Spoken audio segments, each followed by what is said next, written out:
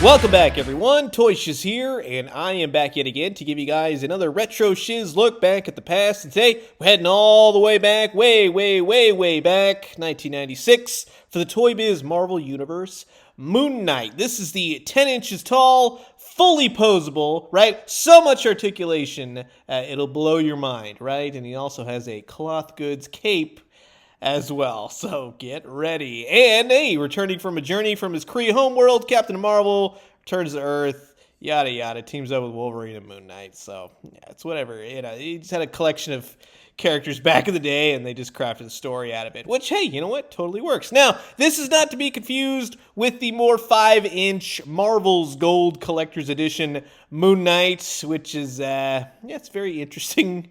Moon Knight. I don't have that Moon Knight. That's definitely on my list of stuff. There's a lot little Toybiz figures here and there. But yeah, for today, we'll be primarily talking about the 10-inch Marvel Universe Toybiz Moon Knight. So sit back, relax, grab yourself a nice hot cup of coffee, maybe watch some Moon Knight on Disney+. It's okay so far. Anyways, this is a look at the 1996 Marvel Universe Toybiz's 10-inch Moon Knight.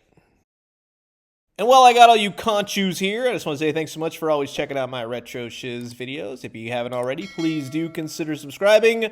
Old Toys, New Toys, daily news updates. I guarantee you'll find something here that you like. Now let's talk about old Mark Spector here, or is it Jake Lockley, or Stephen Grant, or Mr. Knight, or any of, we'll just keep it at the 1996, what we know about Moon Knight. So Mark Spector it is, right? And he's pretty much just a very simple repaint, some Spider-Man action going on, a lot of different, the usual body types. He's got a really cool cloth cape. It's very sheer, very see-through. It's very simple, right? His face is all blacked out. He's got a white body. He's got the moon. He's got the yellow paint. Everything else going on. But yeah, the cape is interesting. I mean, it works for what it is. You simply just kind of pop it off. And like I said, yeah, it's very see-through. It works. For the most part, it's nicely stitched together for however old this thing is. But it works for what it is. And like I said, yeah, Moon Knight, it's Spider-Man's face, definitely. That's for sure. Or the spots.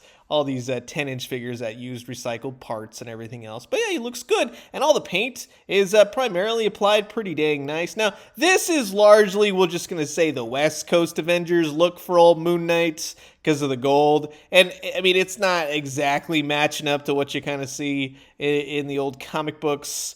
But, I mean, it's there. You get the idea. Like I said, simplicity was key. Reuse was key. They've been doing it for years, peoples. I know people nowadays, they go, hey, what's with all the reuse? Well, and Toybiz wasn't even the first. But the same type of articulation you'd expect. You got the legs, you got the knees, you got the feet. You get to see all the screw holes all over this guy. But yeah, you get a little bit of silver paint, actually, for the neck, which goes off into the black hood part.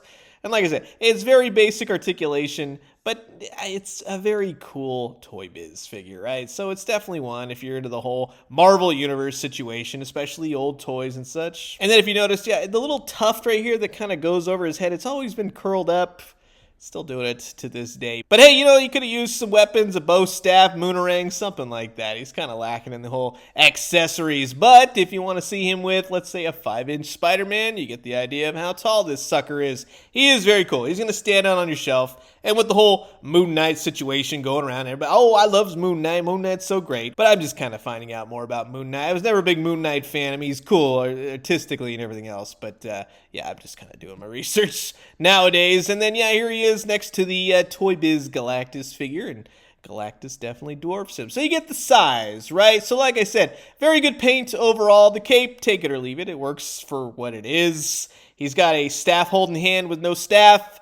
Could have used some weapons, something like that, just to bring out more of that whole Moon Knight aspect. I like that it's a West Coast Avengers look, something different, not something you sees every day, and definitely a costume of Moon Knight I don't have, especially with Marvel Legends. So, in either case, yeah, it's pretty cool, and I highly recommend them if you're a giant Moon Knight fan. So, that's really going to wrap it up for my look at the 1996 Toybiz 10-inch Marvel Universe Moon Knight. And as always, I'm curious to know what you guys think. Comment below, let me know. Let's talk everything Moon Knight. And for the sake of the time right now, of course, Moon Knight still has a couple episodes to go on Disney+.